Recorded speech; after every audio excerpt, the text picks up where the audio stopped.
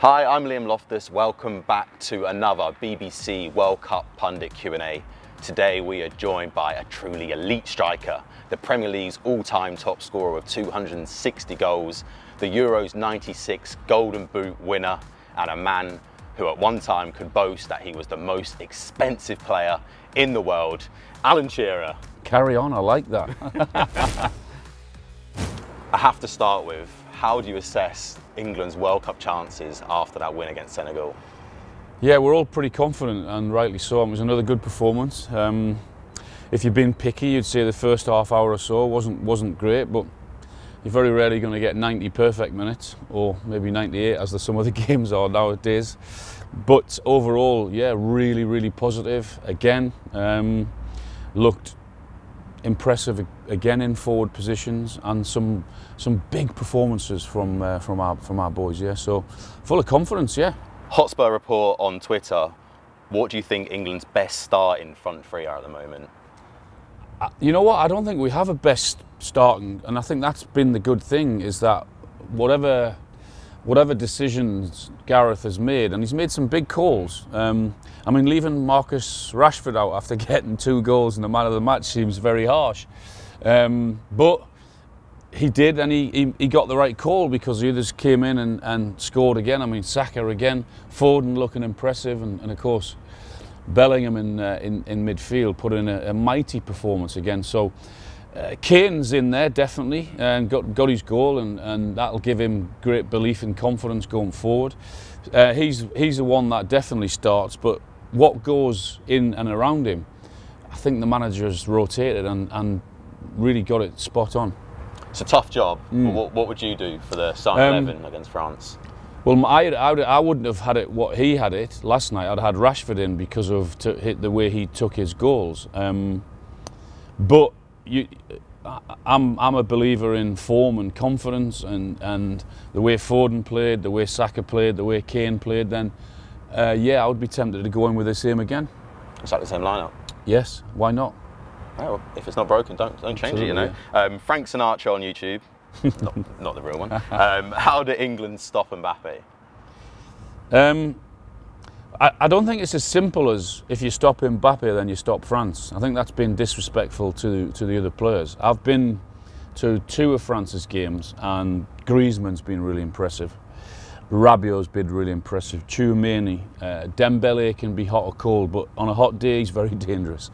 And Giroud's got his goals. He's now France's record goal scorer. He probably doesn't get the love that he deserves after what he's achieved, going past the great Thierry Henry. So yeah, you stop Mbappe, you've got a better chance, but you also have to respect and look at the others in that team. But Mbappe is what he is. He's an unbelievable talent. But we've got someone who will match him for pace in Walker, who is as strong and as good as him in terms of defending. So that'll be a key battle, definitely one of them anyway.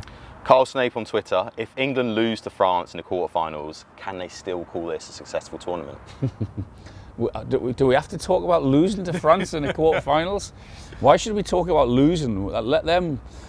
Can you imagine how they're feeling, France? Can you imagine how they're looking at Kane and Saka and Foden and Rashford and Sterling and Grealish and so the talent that we have in Bellingham? Let them worry about us rather than us worrying about France and being beaten off France, because we should go into it really confident and hopefully get that right result. So no, don't talk about getting beaten, please.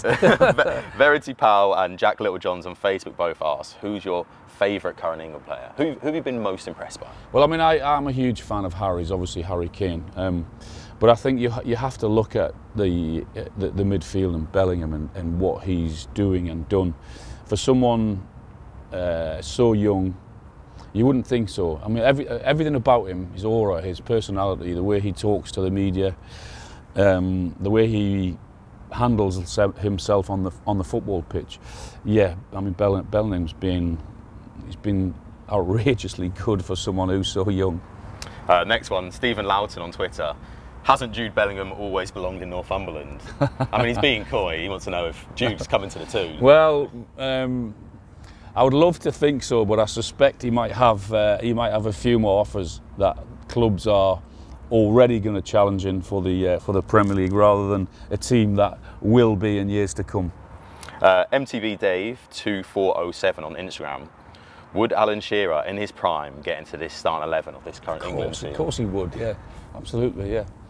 As long as Kane passed to me every now and again. So you go two up top? Yeah, we would, yeah.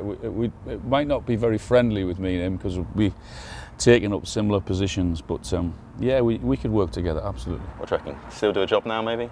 Not now. Have you seen my knees? Adam Bagley on YouTube asked, do you believe in your time this is the best England side you've seen? That's a tough one. Individually, they've got some really talented players, yes. 96 was a really good squad, so as was 98.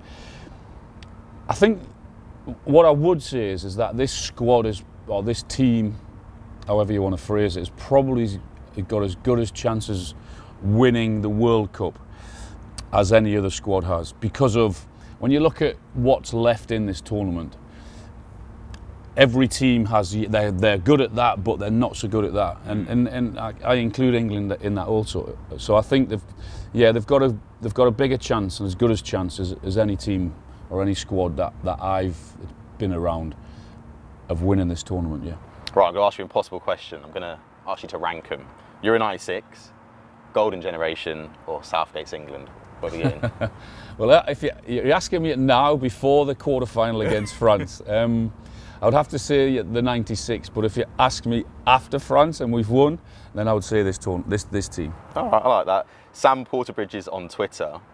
How close were you to coming back to England for the 2002 World Cup? He said he was devastated that you didn't. I was never close because when I was asked if I would be interested, I knew I'd made the right decision then, because the reason that I had to stop in 2000 was because of my knees and my ankles and the 3 serious injuries that I had, because I knew I'd lost a yard of pace and I couldn't continue to do 2 jobs. So yes, I was asked, but it was never a real live possibility that I was going to come back. Unfortunately, it was a tough decision. Can you imagine me walking away from England and the England captaincy, how tough that was?